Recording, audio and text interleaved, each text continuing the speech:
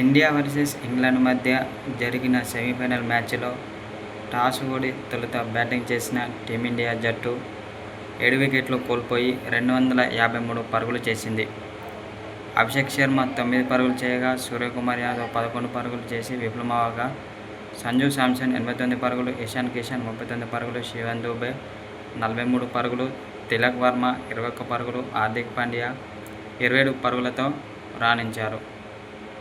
అయితే ఈ మ్యాచ్లో సంజు శాంసన్ చాలా అద్భుతమైన ఇన్నింగ్స్ ఆడాడు. అతడు క్రీజులో ఉన్నంతసేపు ప్రత్యర్థి బౌలర్లకు చుక్కలు చూపించాడు. ఒక విధంగా చెప్పాలంటే సిక్సర్ల వర్షం కురిపించాడు.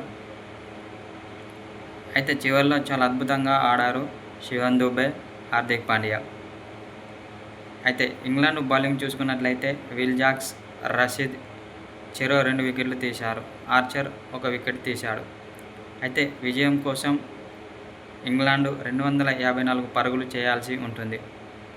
అయితే ఈరోజు గెలిచిన జట్టు ఈ నెల 8న ఫైనల్లో న్యూజిలాండ్తో తలపడనున్నది.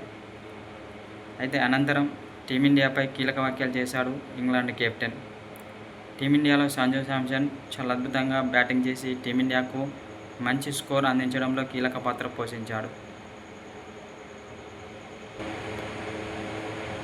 అయితే ఈరోజు జరిగిన సెమీఫైనల్ మ్యాచ్లో సంజు శాంసన్ చాలా అద్భుతంగా బ్యాటింగ్ చేసి ప్రత్యర్థి బౌలర్లకు చుక్కలు చూపించాడు.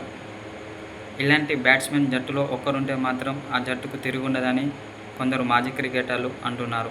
అనంతరం సంజు శాంసన్ బ్యాటింగ్పై కీలక వ్యాఖ్యలు చేసిన ఆస్ట్రేలియా మాజీ కెప్టెన్ రికీ పాంటింగ్, సంజు లాంటి బ్యాటర్ ఒక్కరుంటే ఆ జట్టుకు మాత్రం తిరుగుండదని చెప్పుకొచ్చాడు.